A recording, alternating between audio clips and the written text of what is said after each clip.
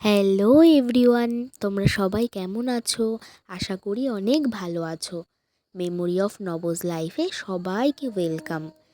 এটা একটা কালী পুজোর বড় ভ্লগ। কালী পুজো অনেক দিন আগেই চলে গেছে জানি, কিন্তু এখনও তো পরের বছরের কালী পুজো আসেনি বলো। তাহলে ভিডিওটা দেখতে কোথায় অসুবিধা? একটু দেখে নিলেই তো হয়ে যায়। তাহলে চলো ভিডিওটা শুরু করি। তোমরা যারা যারা হেলেঞ্জাতে থাকো তারা তো জানোই যে হেলেঞ্জায় কালী পুজোটা কতটা পপুলার। আমিও প্রায় প্রায় বছরেই যাই, কিন্তু গত 2-3 বছর যাওয়া হয়নি। এবছর কালী পুজোয় গেছিলাম, যদিও বা কালী পুজোর দিন ঠাকুর দেখতে যাইনি, তার কিছুদিন পরে গেছিলাম। তবুও কিন্তু রাস্তাঘাটে মানুষজনের ভিড় একটুও কমেনি, ভিড় কিন্তু খুব ছিল। মেলাতেও ঠিক সেরকমটাই ছিল। আর আমরা একটু রাত করেই ঠাকুর দেখতে বেরিয়েছিলাম, বেশি কেউ যায়নি। আমি, দুটো মাসি, মামি আর একটা বুনু গেছিলাম। আর বাড়িতে একটা ছোট বুনুকেও ঘুম পাড়িয়ে রেখে গেছিল মাসি। ওই জন্য আমরা অনেক রাত অবধিও ঠাকুর দেখিনি। ওই ধরো 8টা-9টার দিকে বেরিয়ে 10টা-11টার মধ্যেই ঠাকুর দেখে চলে এসেছিলাম। আর আমরা কিন্তু সব প্যান্ডেলেও যাইনি। যেই প্যান্ডেলগুলো একটু বেশি সুন্দর হয়েছে বা পপুলার হয়েছে, আমরা শুধুমাত্র সেই প্যান্ডেলগুলোই দেখেছি। আবার কিছু কিছু প্যান্ডেল তো এরকমও ছিল যেগুলো আমরা বাইরে থেকে দেখেই চলে এসেছি, ভেতরেও দেখিনি ঠাকুর। এই দেখো, এই দোকানে কি বলো তো, একটা মিনি ফ্রিজ। এই মিনি ফ্রিজ না আমি আগে ভিডিওতে অনেকবার দেখেছি, কিন্তু সামনাসামনি কখনোই দেখিনি। যাই হোক, তোমরা যারা এবার হেলেঞ্জায় ঠাকুর দেখতে গিয়েছিলে তারা তো সবাই জানো যে হেলেঞ্জায় এবার কত সুন্দর লাইটিং হয়েছিল। পুরো রাস্তা জুড়ে সব জায়গায় খুব খুব সুন্দর লাইটিং হয়েছে, খুবই সুন্দর প্যান্ডেলও হয়েছে।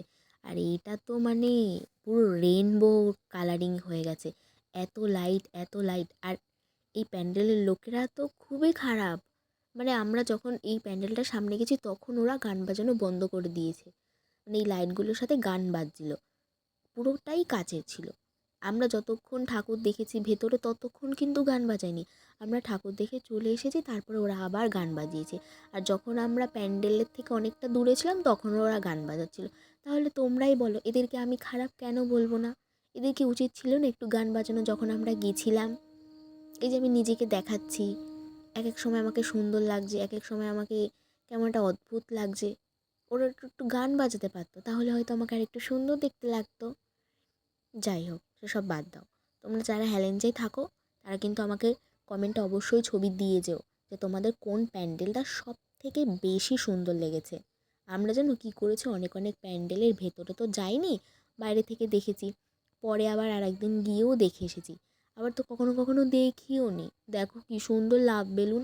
আর যদি আমারও একটা বয়ফ্রেন্ড থাকতো, আমি তার কাছে আবদার করতে পারতাম যে আমাকে একটা বেলুন কিনে দাও। কিন্তু গাইজ, দুঃখের বিষয়, সেটা তো আমার কপালে নেই। যাই হোক, এই যে এই প্যান্ডেলটা, এটা একটা শিব ঠাকুরের প্যান্ডেল বানিয়েছিল। এটা না অনেকটা উপরে ঘুরে ঘুরে উঠে তারপরে দেখতে হবে। আর এর সামনে অনেক লোক, কিন্তু আমরা এই প্যান্ডেলটার ভেতরে যাইনি। প্রচুর লোক ছিল, প্রচুর লোক। মানে মাঠেই প্যান্ডেলটার আগে মানে সামনে এত লোক, তাহলে ভাবো তোমরা প্যান্ডেলটার ভেতরে কত লোক হবে। যেহেতু প্যান্ডেলটা অনেকটা ঘুরে ঘুরে যেমন পাহাড়ে ওঠে সেই রকম টাইপের ওঠার রাস্তা করেছিল এরা। ওই রকমই পাহাড়ের মতো একটা প্যান্ডেল বানিয়েছিল, শিব ঠাকুরের যেহেতু বানিয়েছিল সেই রকম। আর এই যে তোমাদেরকে আমি এত লাইটিং দেখাচ্ছি, এর মধ্যে থেকে কোন লাইটিংটা তোমাদের সব থেকে বেশি ভালো লাগছে সেটা কিন্তু আমাকে অবশ্যই জানিও, হ্যাঁ। আর এই দেখো, এটা হচ্ছে ছোট্ট একটা প্যান্ডেল, যেরকম পাড়ায় ছোট্টখাটো বাচ্চারা মিলে বানায় না, সেই রকম। খুব সুন্দর না? দেখেছো, আমি বললাম না কখনো কখনো আমাকে খুব সুন্দর লাগছে, আবার কখনো কখনো আমাকে কেমন একটা অদ্ভুত লাগছে। এটাই তার প্রমাণ। কখনো আমাকে ভালো লাগছে তো কখনো লাল ভূত, কখনো নীল ভূত, এইরকম অদ্ভুত দেখতে লাগছে, কি জানি কেন। সব হচ্ছে এই লাইটিংওয়ালাদের দোষ।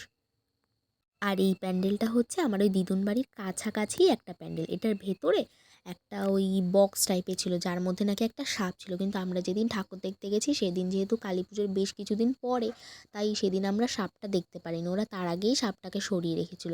আর এই খাঁচাটার মধ্যে যেন গাজর ছিল। আমি সেটা দেখে মাসিকে বলছিলাম যে মাসি, সাপ কি গাজরও খায়? আমি তো এতদিন জানতাম যে সাপ ব্যাঙ খায়, সাপ আবার কবে থেকে গাজর খাওয়া শুরু করলো? আর এটা হচ্ছে একটা কমন লাইটিং। এটা না হলে যেন কোনোভাবেই আমার একটা ফেস্টিভ্যাল ফিল আসে না, ফেস্টিভ্যাল লাগে না। আমি কী জানি কেন, আমি ঠিক বলতে পারবো না, বাট এই লাইটিংটা না হলে ঠিক যেন জমে না। তারপরে সবার লাস্টে এই প্যান্ডেলটা দেখতে এসেছিলাম, এটা দেখে আমরা বাড়ি চলে গেছিলাম। আর এই প্যান্ডেলটার সামনে না বড় একটা মাঠ আছে, যেই মাঠে প্রচুর বড় করে মেলা হয়। এই প্যান্ডেলটার সামনে তোমরা দেখবে অনেক ট্রফি রাখা আছে। এরা না প্রত্যেক বছর খুব সুন্দর করে প্যান্ডেল বানায়, যার জন্য এরা এত ট্রফি জিততে পারে। আর এই প্যান্ডেলটা দেখে কেমন একটা রাজবাড়ির মতো ফিলিং আসছিল না, কত দারোয়ান। আর এটা না দূর থেকে বা বাইরে থেকে দেখে মনে হচ্ছিল ইটের মতো কিছু একটা করা, বাট এটা কিন্তু ইটের মতো কিছু একটা না।